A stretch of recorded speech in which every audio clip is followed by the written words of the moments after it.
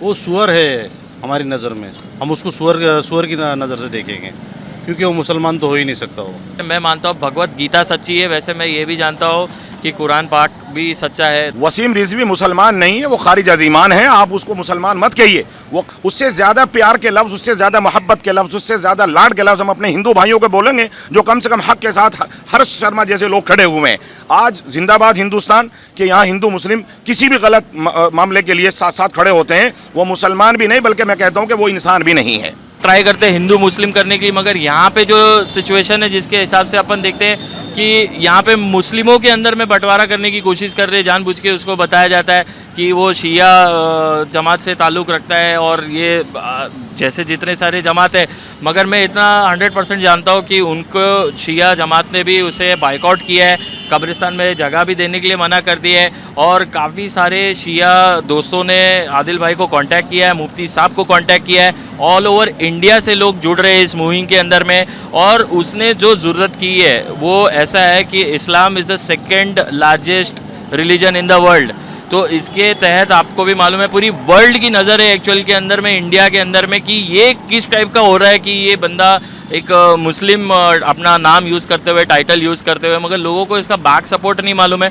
जो लोग सपोर्ट कर रहे हैं वो पॉलिटिकल गेन के लिए कर रहे हैं, वो उनका धर्म से कोई लेना देना नहीं है। वो तो ये है हर्ष शर्मा और ये हैं आदिल खान जी। आप इनके नाम से ही पता चलेगा मुस्लिम। ये हैं मुफ्ती साहब। अब जैसे देखिए कुरान के ऊपर जब बात हुई तो यहाँ पे हिंदू मुस्लिम सब एक हो गए, क्योंकि इनका भी ये मानना है, हर किसी का ये मानना है कि कुरान में कभी भी ऐसा नहीं सिखाया गया है, किसी भी शब्द में ऐसा नहीं है कि आप इंसानियत के खिलाफ काम करो। कुरान का एक भी लफ्ज़ ये नहीं कहता है। लेकिन वसीम रिजवी जैसे मुसलमान, जो कि मुसलमान ही हैं, मुसलमान में चाहे वो किसी भी कम्युनिटी से आते हों लेकिन हैं वो मुस्लिम, अगर इस तरह की गंदी हरकत करते हैं तो ऐसे हमारे हिंदू भाई सामने आते हैं और उसके खिलाफ आवाज़ उठाते हैं।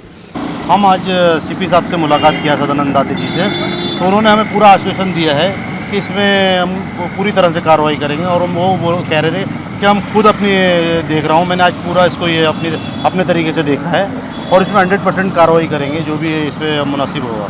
उन्होंने पूरा आश्वासन दिया है सीपी साहब जी। जिस तरीके से आप सभी लोगों को पता है कि श्री आदिल वसीम खान जी ने 3 तारीख को एक वसीम रिजवी नामक बंदे के खिलाफ FIR दाखिल की थी, जिसमें सेक्शन थे 153A, 295A, 298 और 505(2).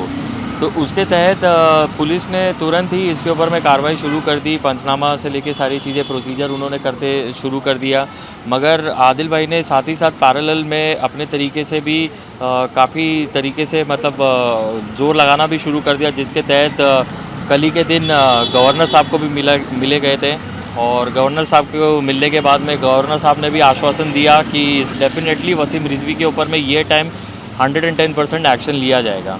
आदिल भाई का एक रिक्वेस्ट था जिसके ऊपर में उन्होंने अपील लगाई थी गवर्नर साहब के पास में कि इसके ऊपर में जो 153A सेक्शन है जो अट्रैक्ट करता है कुछ इंग्रेडिएंट्स UAPA एक्ट, जो अपन बोलते हैं कि मतलब एक तरीके से टेररिस्ट ऑर्गेनाइजेशन को सपोर्ट करना या उनके साथ में मिलके गवर्नमेंट और इंडिया की जो शांति है, इंटीग्रिटी है, इसको भंग करने का जो कोशिश होता है, तो UAPA एक्ट लगाने की मुमकिन कोशिश जारी है।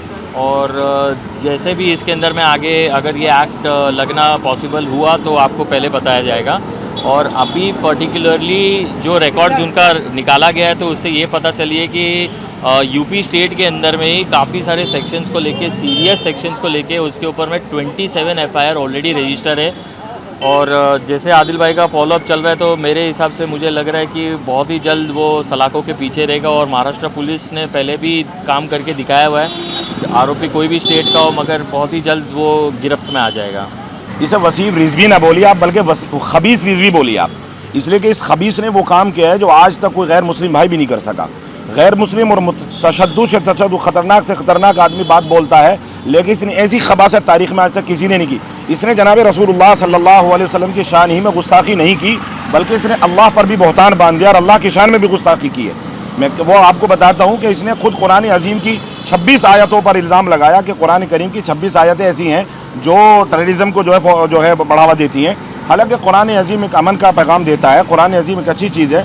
मैं कुरान को जानता, पढ़ा लिखा हूँ, तो मैं आपको बता दूं, कुरान में ऐलान है, इन्ना नहनु नज़्ज़लना ज़िक्रा व इन्ना लहु लहाफ़िज़ून। अल्लाह ने कहा कि हम कुरान को हमने नाजिल किया है और कुरान की क़यामत तक हम हिफाजत करेंगे।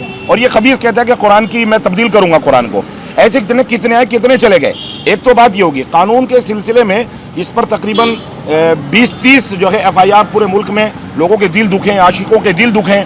और इसमें मुत्तफ़क़ तौर पर शिया, सुन्नी, बरेलवी, अहले सुन्नत वल जमात, देवबंदी सारे मुत्तफ़क़ हैं कि ये खबीस है, मलऊन है, काफिर है। और मैं इससे आगे बढ़कर के कहता हूँ कि इससे रिश्तेदारी कायम करना हराम है, नाजायज़ है, हत्ता कि इससे मुसाफा करना भी नाजायज़ है, इसके घर का खाना नाजायज़ है, इसको अपने दस्तरखान पर बिठाना नाजायज़ है। यहाँ तक कि ये तमाम चीज़ों से तौबा ना कर ले और दोबारा अहले सुन्नत वल जमात और जो है हक़ पर ना आ जाए, तब तक इसके घर का खाना, इसको खाना खिलाना कोई मुसलमान के लिए जायज़ नहीं है। ये अल्लाह का बागी है, रसूलुल्लाह का जो है अपनी खबासत में रसूलुल्लाह सल्लल्लाहु अलैहि वसल्लम का बहुत बड़ा गद्दार है। और जो अल्लाह और उसके रसूल का गद्दार हो, ये तो कादियानियों से भी आगे बढ़ गया, इसके साथ मुसाफा करने की भी ममानात है। हमारे आदिल भाई ने बहुत जाबाज साथी है, इसने जो है उसके खिलाफ अपने गम गुस्से कर पूरे मीरा भाईंदर काशी मीरा के तमाम अवाम ने उसके खिलाफ आदिल भाई को सामने करके एक FIR दर्ज कराई है। यहाँ की पुलिस से मैं बहुत मुतमईन हूँ और यहाँ के जो CP हैं उन्होंने बहुत अच्छी बात की हमसे, और यहाँ के जो इंस्पेक्टर हैं वो भी काबिल तारीफ़ हैं कि उन्होंने मामले की संजीदगी देखते हुए फ़ौरन उसको जो है दर्ज किया और उस पर कार्रवाई करने के लिए पूरी कोशिश कर रहे हैं वो। और मुझे CP साहब की बात सुनकर के बेहद खुशी हुई और साफ सुथरे ईमानदार जो है अधिकारी हैं। मुझे कभी उम्मीद है कि वो इस काम को करेंगे इंशाअल्लाह। अगर चोर से भी पूछो, खबीस से खबीस, बदमाश, डकैत से भी उसको एक न एक वक्त में उसको तौबा की तौफीक होती है, डर लगता है, मगर चूँकि उसके जिगर में दिल ही नहीं है, उसके ईमान ही नहीं है। और बेईमान आदमी का ये काम है कि वो कम से कम ये समझता है कि उसको एक मिनट के लिए भी अल्लाह का खौफ नहीं आया, वरना अभी तक तौबा कर लिया होता। उसकी माँ ने छोड़ दिया, भाइयों ने छोड़ दिया, शिया फिरके ने उसको अलहदा कर दिया। तो मैं एज ए इमाम ये देखना चाहता हूँ कि वो सस्ती शोहरत के चक्कर में लगा हुआ है और उसके पीछे संरक्षण है, उसके पीछे कुछ बातिल लोगों का, फुस्ताई ताकतों का, खराब मुल्क को तोड़ने वाली ताकतें उसके पीछे मालूम होती हैं। तो मैं समझता हूँ कि ऐसे लोग उसके लिए बद्दुआएं करें और उसका जहाँ तक मुमकिन हो सके उसका बायकॉट करें और कानून का सहारा लेकर के उसके खिलाफ कड़ी से कड़ी कार्रवाई करवाएं। दोस्तों, यही है हमारे देश की एकता कि जब किसी एक मजहब के किताब पे, उनके मानने वाले पे सवाल खड़ा होता है तो उसको सपोर्ट करने हर धर्म के लोग आते हैं। आपको याद होगा कि वसीम रिजवी ने जब इस तरह की हरकत की थी कुछ महीना पहले, तो बहुत सारे लोगों ने प्रोटेस्ट किया था, अलग अलग जगह पे उन्होंने जो है कंप्लेन लिखाई थी, लेकिन वो कंप्लेन को वहाँ फॉरवर्ड कर दिया गया 0 FIR के। आदिल खान जी का रोल ये रहा कि उन्होंने इस मामले में नया नगर पुलिस स्टेशन में कंप्लेन दर्ज कराई है और उनकी जो मांग है कि उसको अरेस्ट करके यहाँ लाया जाए, और इसलिए उन्होंने आज महाराष्ट्र के राज्यपाल जी से भी मुलाकात करके उनसे भी गुजारिश की।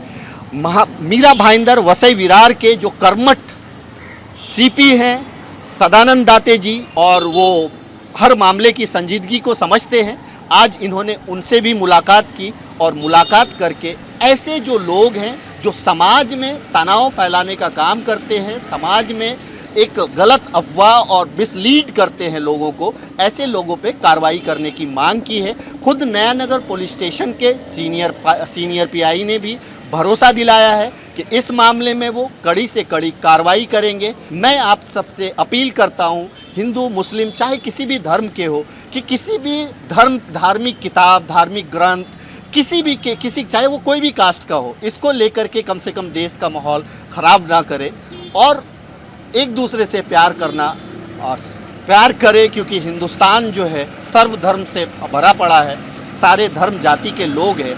अगर हम में से कुछ लोग गलत करते हैं तो उनको रोकना भी हमारा ही काम है। Thank you so much.